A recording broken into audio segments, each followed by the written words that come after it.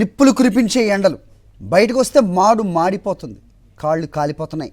స్పృహ తప్పి పడిపోయేంత ఎండలు, ఉక్కపోత, చెమట్లు, క్షణాల్లోనే బట్టలు తడిసిపోతాయి. కానీ ప్రతిపక్షం వైఎస్ఆర్సీపీ తన బాధ్యతను మరవలేదు. ప్రజల కోసం, ప్రజల పక్షాన రోడ్డెక్కింది. గొంతెండిపోతున్న కూటమి ప్రభుత్వ దోపిడీపై నినదించాయి వైఎస్ఆర్సీపీ శ్రేణులు. ఆ ఊరు ఈ ఊరు అని లేదు, ఆంధ్ర రాష్ట్రం అంతా వైఎస్ఆర్సీపీ నేతల నినాదాలు మోగాయి. పెంచిన పెట్రోల్ ధరలను తగ్గించాలని డిమాండ్ చేస్తూ వైఎస్ఆర్సీపీ నేతలు శ్రీకాకుళం నుంచి కుప్పం వరకు నినదించారు.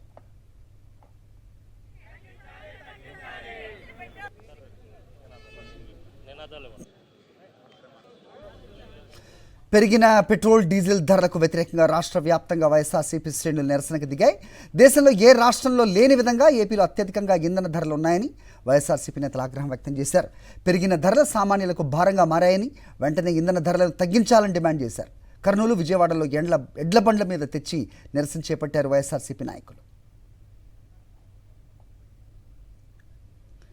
పెరిగిన పెట్రోల్, డీజిల్ ధరలు తగ్గించాలంటూ రాజమండ్రి రూరల్ నియోజకవర్గంలో మాజీ మంత్రి వేణుగోపాలకృష్ణ ఆందోళన నిర్వహించారు.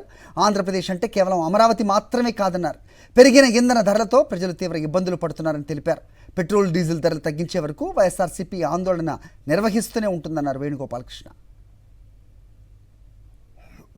ఈ రాష్ట్ర ప్రభుత్వం అధికారం ఇచ్చిన తర్వాత ప్రజలను పూర్తిగా లెక్క చేయదు, విస్మరిస్తుంది. అంటే వాళ్ళకు ఒక అతి నమ్మకం ఏంటంటే, మేము చెప్పిన అబద్దాలు విని వీళ్ళ మంత్రాలుగా భావించి మాకు ఓట్లేస్తారనేటువంటి భావనలో ఉన్నారు. ఇవాళ నారా లోకేష్ గారిని నేను అడగను, ఎందుకంటే ఈ రాష్ట్ర ముఖ్యమంత్రి తెలుగుదేశం పార్టీ మేనిఫెస్టోలో అధికారంలోకి వచ్చిన తర్వాత పెట్రోల్, డీజిల్ ధరలు తగ్గిస్తాం, నిత్యావసర సరుకులు ధరలు పెరగడానికి పెట్రోల్, డీజిల్ ధరలే కారణమని చెప్పిన తర్వాత ఈ నిత్యావసర సరుకుల ధరలు ఇప్పుడు పెరగవా? ఇవాళ సామాన్యుడికి తిండి లేని పరిస్థితికి తీసుకువెళ్తున్నారు ఈ రాష్ట్ర ప్రభుత్వం.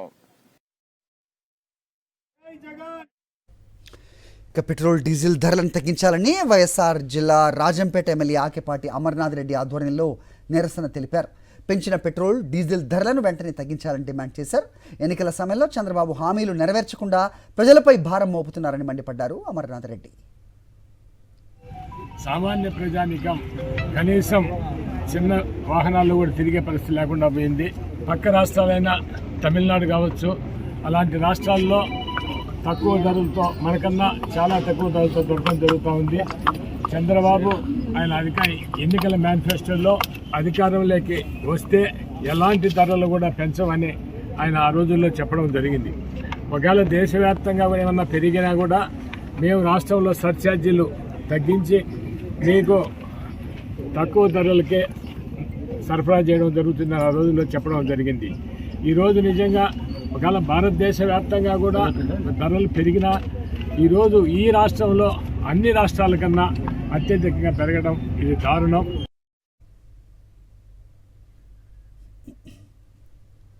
పెట్రోల్, డీజిల్ ధరల పెంపు నిరసిస్తూ నంద్యాల జిల్లా ఆళ్లగడ్డలో మాజీ ఎమ్మెల్యే గంగల బ్రిజేందర్ రెడ్డి ఆధ్వర్యంలో బైక్ ర్యాలీ నిర్వహించారు. పెంచిన ధరలు తగ్గించాలని ఆటో లాగుతూ నిరసన తెలిపారు. అన్ని రాష్ట్రాల్లో కన్నా ఏపీలోనే ఇంధన ధరలు అధికంగా ఉన్నాయని మండిపడ్డారు. చంద్రబాబు, లోకేష్ అధికారంలో లేనప్పుడు చెప్పిన మాటలకు, అధికారంలోకి వచ్చిన తర్వాత చేస్తున్న పనులకు, చెబుతున్న మాటలకు పొంతన లేదన్నారు. అనంతరం తహసీల్దార్ కార్యాలయంలో వినతి పత్రం అందించారు. గతంలో ఇదే నారా లోకేష్ గారు, నారా చంద్రబాబు నాయుడు గారి కొడుకు తెలుగుదేశం పార్టీని అధికారంలోకి తీసుకురానికి పాదయాత్ర చేస్తూ ఎక్కడ పెట్రోల్ బంకులు కనిపిస్తే అక్కడ ఇటు ఏలెత్తి చూపిస్తా ఆంధ్రాలో ఎంత ఉంది, తెలంగాణలో ఎంతలో ఉంది, కర్ణాటకలో ఎంత ఉంది, తమిళనాడులో ఎంత ఉంది, ఇక్కడే ఎక్కువ ఉంది, బాదుడే ఒక కార్యక్రమం పెట్టి ఆ కార్యక్రమం కూడా చేయడం జరిగింది. మరి ఈరోజు ధరలు పెరుగుతుంటే ఎందుకు మాట్లాడడం లేదు అని చెప్పి నేను అడుగుతా ఉన్నాను. ఈరోజు ఈ ఒక్క విషయం కాదు, ప్రతి విషయంలో ప్రజల్ని ఈ విధంగా మోసం చేసుకుంటూ పోతా ఉన్నారు. ఈరోజు పెట్రోల్, డీజిల్ ధరలు మీరు గమనిస్తే మొన్న జరిగిన 5 రాష్ట్రాల ఎన్నికలు జరుగుతున్నప్పుడు కేంద్ర ప్రభుత్వం మేము ఎక్కడ కానీ పెట్రోల్, డీజిల్ ధరలు పెంచము, ప్రజల మీద భారం పడకుండా చూస్తామని ఎన్నికలు అయిపోయిన 10 రోజులు కాలేదు, ఫలితాలు వచ్చి ఈరోజు పెట్రోల్ డీజిల్ ధరలు పెంచారు. ఇది ఒక రంగానికి కాదు, ప్రతి ఒక్కరికి సంబంధించింది. ఈరోజు ఊరికే ఈరోజు ఈవీ కార్లు వాడండి, లేకపోతే ఇంకోటి వాడండి, తగ్గించుకోండి అని అంటే ఎలా తగ్గుతుంది? ఇప్పుడు రైతులు పూర్తిగా రైతాంగం ఈరోజు మెషినరీ మీద ఆధారపడి ఉంది. ఈరోజు కోతలు కావాలన్నా, ఈరోజు వాళ్ళకి పొలాలు దున్నుకోవాలన్నా, నీళ్లు పెట్టుకోవాలనుకున్నా, ఆయిల్ ఇంజన్లు వేసుకోవాలనుకున్నా, దేనికన్నా కానీ ఈరోజు డీజిల్ కావాలా, పెట్రోల్ కావాలా? మరి వాళ్ళందరూ ఎట్లా తగ్గిస్తారు కొరతని? దానికి ఏమన్నా మీరు ఎలక్ట్రికల్ ఇవి వచ్చినాయా? రాలే కదా ఇంప్లాంట్స్ ఇంకా. కాబట్టి ఖచ్చితంగా దీని మీద కేంద్రం చర్య తీసుకోవాలా, ఈ పెరిగిన ధరల్ని వెంటనే తగ్గించాలా. ఇంధన ధరల పెంపును నిరసిస్తూ విశాఖలో వైఎస్ఆర్సీపీ నేతలు నిరసన చేపట్టారు. ఇతర రాష్ట్రాల కంటే ఏపీలోనే పెట్రోల్ డీజిల్ ధరలు అధికంగా ఉన్నాయని మండిపడ్డారు. ఇంధన ధరల పెంపుతో నిత్యావసరాల ధరలకు రెక్కలొచ్చాయని, పేద మధ్యతరగతి ప్రజలకు భారంగా మారిందని ఆవేదన వ్యక్తం చేశారు.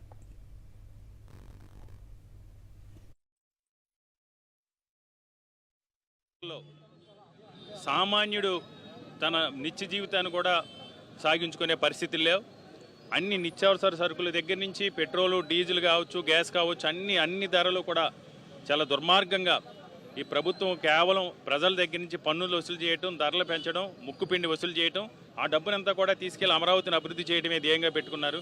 ఎన్నికలకు ముందు చంద్రబాబు నాయుడు గారు, జగన్మోహన్ రెడ్డి గారి ఆధ్వర్యంలో పెట్రోల్ పెరిగిందని, డీజిల్ పెరిగిందని, గ్యాస్ పెరిగిందని, లోకేష్ అయితే యువగలంలో సొల్లు కవర్లన్నీ కూడా చెప్పాడు. ఆ రోజు లోకేష్ యువగలంలో పక్కన కర్ణాటక రాష్ట్రంలో పెట్రోల్ రేట్లు చూపించి, డీజిల్ రేట్లు చూపించి, ఆ రోజు ప్రజలందరినీ కూడా తప్పుదోవ పట్టించి, కేంద్రంలో బీజేపీ అధికారంలోకి వస్తే, రాష్ట్రంలో తెలుగుదేశం కూటమి అధికారంలోకి వస్తే నిత్యావసర సరుకుల ధరలు తగ్గిస్తాం, బియ్యం రేటు తగ్గిస్తాం, కందిపప్పు రేటు తగ్గిస్తాం, నూనెల రేటు తగ్గిస్తాం అని ఈరోజు ఆ పెట్రోల్ కానీ, డీజిల్ కానీ, గ్యాస్ కానీ అన్ని రేట్లు పెంచడంతో పాటు సిగ్గు లేకుండా ఈరోజు చంద్రబాబు నాయుడు గారు సిగ్గు లేకుండా ముగ్గురు పిల్లల కంటే 30,000, నలుగురు పిల్లల కంటే 40,000, 30,000, 40,000 ఇస్తే ఆ పిల్లలు ఉండడానికి ఇల్లులు ఎక్కడ ఉన్నాయి? ఆ పిల్లల్ని పోషించడానికి సామాన్య ప్రజలకి నువ్వు ఉద్యోగాలు ఇచ్చావా? లేకపోతే నువ్వు ఏమైనా సంపద సృష్టించావా? లేకపోతే వాళ్ళు ఉన్న జీవితాలనే ఈరోజు గడపలేని పరిస్థితుల్లో ఆంధ్రప్రదేశ్ రాష్ట్రంలో ప్రజలందరూ కూడా ఉన్నారు. అలాంటిది ఏదో సంపద సృష్టిస్తానని, పిల్లలను సృష్టించమని ముగ్గురు కనాలంట, నలుగురు కనాలంట.